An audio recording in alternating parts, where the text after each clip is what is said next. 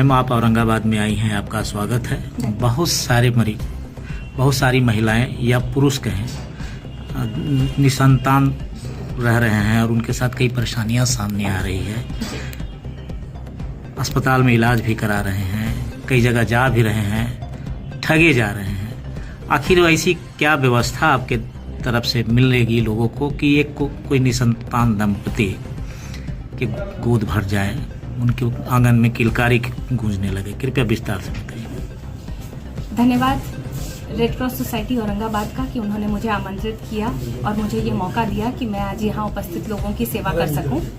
मैं हूँ डॉक्टर स्मृति स्पर्श, चीफ कंसल्टेंट नोवा IVF सेंटर पटना। ऐसे कई मरीज आए हैं हमारे पास जो निसंतान रहे हैं, जिन्होंने उम्मीद हमसे जोड़ी कि मैडम हमें संतान सुख की प्राप्ति हो आपके इलाज के तहत। सर्वप्रथम मैं सभी मरीजों को ये बताना चाहूंगी कि IVF की लिमिटेशंस होती है। यह एक प्रक्रिया है जो मॉडिफाइड नेचुरल प्रक्रिया है। हम प्रयास कर सकते हैं कि उन्हें माता पिता बनाने का प्रयास कर सकते हैं, लेकिन कहीं भी ये नहीं बताया और दर्शाया गया है कि IVF 100% सक्सेस की गारंटी होती है। इस शब्द के साथ मैं किसी को निराश नहीं करना चाहूंगी, क्योंकि आप देखें कि दिन के बाद अगर रात है तो रात के बाद उजाला आता ही है। अगर आप उम्मीद से ज्यादा लगाएंगे तो कहीं ना कहीं आप ठगा महसूस करने लगेंगे। मेरी सलाह मरीजों को ये रहती है कि आप अपनी डॉक्टर की सलाह बिल्कुल कान खोल के आपको ध्यान देना चाहिए कि आपका डॉक्टर किन शब्दों का प्रयोग कर रहा है, क्या बता रहा है। जैसे मैं आर्टिफिशियल इंटेलिजेंस की बात हमेशा करती हूँ कि जब भी हम आपका भ्रूण देखते हैं तो हम उसकी इकाई, जब उसका जो शेप होता है, हम लोग उसको असेस करते हैं और हम लोग बताते हैं कि ये किस कैटेगरी का है। A ग्रेड मतलब अच्छा, देखने में अच्छा, अंदर से अच्छा, ये डॉक्टर आपको नहीं बताता। हर प्रक्रिया की एक जांच होती है और आप किस पड़ाव पे फेल होते हैं, ये पड़ाव आपका डॉक्टर आपको समझाता है और विस्तार में बताता है। आज जब मैंने बात किया तो लोगों ने कहा कि मैम 2 बार भी फेल होता है, 3 बार भी फेल होता है और 5 बार भी फेल होता है। तो मेरी सलाह ऐसे मरीजों को रहेगी कि जब आप अपने डॉक्टर के पास आ रहे हैं और अगर आप मानसिक तौर से अगर आप इलाज के लिए तैयार नहीं हैं, तो तैयार में आप बिना तैयार हुए अपने इलाज में ना जाएं। गारंटी शब्द का इस्तेमाल ना करें। चीजों को साइंटिफिकली समझने की प्रयास करें कि 100% सक्सेस रेट नहीं है, लेकिन आपके केस में वो 30 से 40% से शुरू होता है। तो जब भी आपके अपने अंडाणु और शुक्राणु का इस्तेमाल किया जाता है तो एक प्रक्रिया का परसेंटेज हम लोग मान के चलते हैं कि 30 से 40% ही संभावना है कि आप अपने अंडे और शुक्राणु से माता पिता बनने के सुख को प्राप्त कर पाएंगे। और जैसे जैसे आपका, अगर हमें अंडा जितना बना, हम उतने अटेम्प्ट आपको दे सकते हैं माता पिता बनाने के लिए। एक लंबा चौड़ा प्रक्रिया होता है। जब आप हमारे समक्ष बैठते हैं तो हम 45 मिनट 1 घंटे आपको सारी बातें समझाते हैं, लेकिन लोग अंत में क्या समझते हैं कि ईश्वर अगर ऊपर है तो नीचे धरती पे ही जो भगवान है वो डॉक्टर है। मैं धन्यवाद करती हूँ कि आप लोग हमें ये दर्जा देते हैं, ये मान सम्मान हमें देते हैं और हम लोग भी प्रयास में कमी नहीं छोड़ते कि आपको सफल कर सकें। लेकिन ऊपर ईश्वर के हाथ में सब कुछ होता है, हमारे हाथ में लिमिटेशंस है, लेकिन आपके विश्वास में हम खरा उतरने का प्रयास करेंगे। जरूरी है हम दोनों का एक यूनिटी होना जरूरी है कि हम मिलके इस सफर को आगे बढ़ाएं और अपने डॉक्टर की सही चुनाव करें। आप जिनकी बातों से, जिनसे आप जुड़ सकते हैं, ये सफर और आसान लगने लगता है जब आपके साथ जुड़ा डॉक्टर कुछ आप जैसा हो। तो अपने डॉक्टर को सुने, जो आपकी बात समझे, जो आपकी बात सुने, आप जिसकी बात समझे। प्रयास करें, प्रयास से जूझे नहीं। मेरे पास भी ऐसे मरीज हैं। अभी जस्ट 10 दिन पहले मेरे एक मरीज थे बेगूसराय के। जब आप मिलेंगे तो वो मरीज आपको बताएंगे और आप मेरे पास आएंगे, मैं उनका वीडियो भी शेयर करूंगी। उन्होंने कहा कि 28 वर्ष हो चुकी थी उनकी शादी को, कम उम्र में उनकी शादी हुई थी और 5 बार IVF वो करा चुके हैं। पटना में ही उन्होंने IVF कराया, 5 बार कराया। वो थक चुके थे, मुझसे भी वो मिले तो चौथी बार जो उनका IVF हुआ मेरे यहाँ हुआ, वो फेल हुआ। 5वीं बार उन्हें सफलता मिली है। तो क्या मैं सबको सफलता देने में कामयाब हूँ? ऐसा मैं बोलना कभी भी पसंद नहीं करूंगी, क्योंकि हम लोग नॉट साइंटिफिक बात नहीं कर सकते हैं। सफलता के साथ असफलताएं जुड़ी होती हैं। मैं हार नहीं मानती हूँ। अगर मरीज भी हार ना माने तो शायद मुमकिन हो सकता है कि हम कामयाब हों, अगर वो परिस्थितियां वैसी अनुकूल मुझे दिखेंगी तो। धन्यवाद मेरे साथ जुड़े रहने के लिए। मैं चाहूंगी कि आपके हर सवालों का जवाब दूं, खुल कर दूं। और आप सुनने की और समझने की वो शक्ति रखते हैं, इसलिए आप मुझसे मुलाकात भी कर सकते हैं। मैं हूं डॉक्टर स्मृति स्पर्श, चीफ कंसल्टेंट नोवा IVF सेंटर, पटना। कभी कभी मैम ये भी देखा गया है कि 3 माह का गर्भ होने के बाद भी, 4 माह के गर्भ होने के बाद भी वो मिसकेयर हो जाता है जी। तो वैसी स्थिति में फिर आपके द्वारा क्या पहल किए जाएंगे? देखिए, अगर गर्भवती महिला रह चुकी हैं और उन्होंने गर्भ धारण करने से पहले जांच कराई है और गर्भ धारण आप इसी माध्यम से उनका गर्भ ठहरा, IVF के माध्यम से भी अगर उनका हुआ है तो हम लोग उनको 3 महीने का गैप देते हैं और जिसके बाद हम सारी प्रक्रियाओं को रिव्यू करते हैं। मतलब आपका जांच से पहले आपका थायराइड, आपकी प्रोलैक्टिन, आपका शुगर लेवल, आपका बॉडी वेट कितना था, आपके कितने अंडे निकले थे, आपका शुक्राणु कैसा था, क्या उस शुक्राणु का हमने उस अंडाणु का मिल के जो भ्रूण तैयार होता है, क्या उस भ्रूण का हमने कोई जांच कराया था, क्या बढ़ती उम्र एक समस्या थी।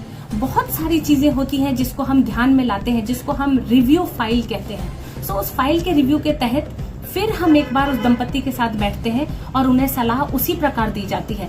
सो पहली बार अगर गर्भ खराब हो रहा है तो सर्वप्रथम हमारे दिमाग में ये बात जाती है कि क्या उनका हार्मोन लेवल ठीक है, और सेकंड इंपॉर्टेंट बात जाती है कि क्या उनका जो भ्रूण तैयार हुआ था, क्या वो स्वस्थ भ्रूण तैयार हुआ था। जैसा कि मैंने कहा कि हम AI का यूज करते हैं भ्रूण को जांचने के लिए, या हम लोग पर आई जो खुद आंखों से देखते हैं तब हम लोग ग्रेडिंग देते हैं। हम लोग भ्रूण का टुकड़ा जांच में भेजकर जांच नहीं करते।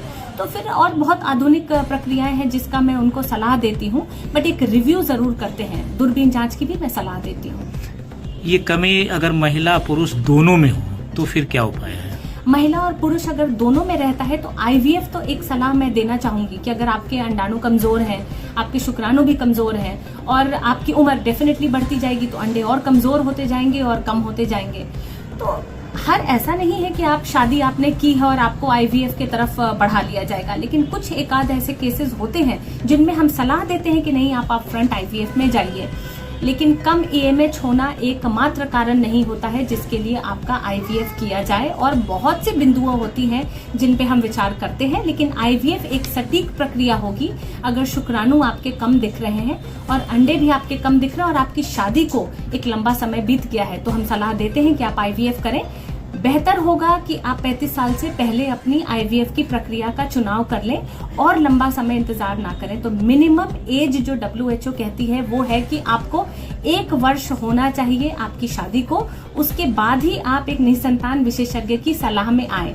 लेकिन जब आप हमारी सलाह में आते हैं तो एक बास्केट ऑफ इन्वेस्टिगेशंस और प्रक्रियाएं हमारे पास होती हैं। जैसे हम आपका ओव्यूलेशन इंडक्शन करते हैं, जो आपके अंडा बनाने की दवाइयां हम चलाते हैं, या हम IUI की प्रक्रिया की सलाह देते हैं, या हम IVF की सलाह देते हैं। तो अप फ्रंट सारे मरीजों का IVF नहीं होता है, ये मैं समझाना चाहूंगी सभी मरीजों को। तो इसके लिए एज का भी कोई लिमिटेशन है? एज शुरुआती है, हमने एक अपने लिए खुद से लिमिटेशन किया है, क्योंकि देखिए आजकल के समय में सबको जल्दी जल्दी सबको चाहिए। ये जल्दी जल्दी के समय में कि 30 सेकंड का रील रहता है, 5 सेकंड के वीडियो रहते हैं, जल्दी जल्दी के समय में तो हम सबका IVF नहीं कर सकते। तो ऐसा भी होने लग गया है कि अब मरीज की शादी को 1 साल हुआ है और मरीज कहता है कि मैम आप IVF से बच्चा जल्दी दे दीजिए, या शादी हम लेट करना चाह रहे हैं, मेरी उम्र है 22 साल, आप मेरे अंडे फ्रीज कर लीजिए। देखिए आधुनिक चीजें बनी है कुछ सोच कर, बट इसका दुरुपयोग नहीं होना चाहिए। तो डॉक्टरी सलाह हर चीज के लिए जरूरी होती है, और मैं जल्दी जल्दी IVF का प्रक्रिया सही नहीं मानती।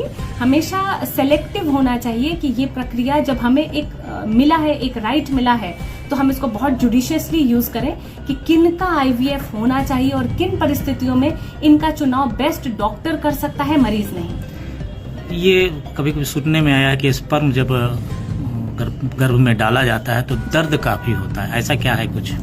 ये मरीज के थ्रेशोल्ड पे भी डिपेंड करता है, क्योंकि ये एक बहुत सरल एक हम लोग डेली का प्रोसीजर मानते हैं, एक OPD प्रोसीजर होता है।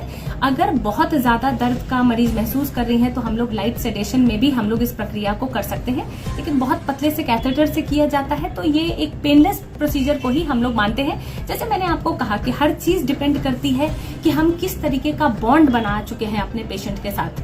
अगर बॉन्ड बहुत अच्छा होता है तो हंसते हंसते हमारे सामने सारी प्रक्रियाएं करा लेते हैं लोग, और हम लोग भी चाहते हैं कि जितना हो सके हम उनको सहयोग करें, मेंटल सपोर्ट दें, एक बॉन्ड बनाएं और प्रोसीजर जितना हो सके पेनलेस रखें। ऐसे मरीजों को आप क्या संदेश देना चाहेंगे जो आपसे कांटेक्ट कर सके, आप तक पहुंच सके? मैं कहना चाहूंगी कि निराश तो बिल्कुल भी ना हो। अगर हम लोग कुछ कर सकते हैं तो आशा रखें और आगे बढ़ें। इलाज की प्रक्रिया का चयन बिल्कुल सरल और सहज करें। आप अपने निसंतान विशेषज्ञ की परामर्श जरूर लें। डॉक्टर बेस्ट जान रहा है आपके लिए क्या सही होगा। घर बैठे किसी ओझा बाबा के सिर्फ अगर आप उसके सलाह में हैं तो सिर्फ उतने पे अपने आप को नियत ना रखें। अगर आप पूजा पाठ में भरोसा करती हैं, अगर आप किसी आयुर्वेदिक मेडिसिन में भरोसा करती हैं, आप जैसे होम्योपैथी में भरोसा करती हैं, वैसे ही आप इस प्रक्रिया में भी भरोसा करें। और मेरी सलाह रहेगी कि हर भरोसे का एक बहुत खूबसूरत सा रिजल्ट आए बच्चे के रूप में। Thank you.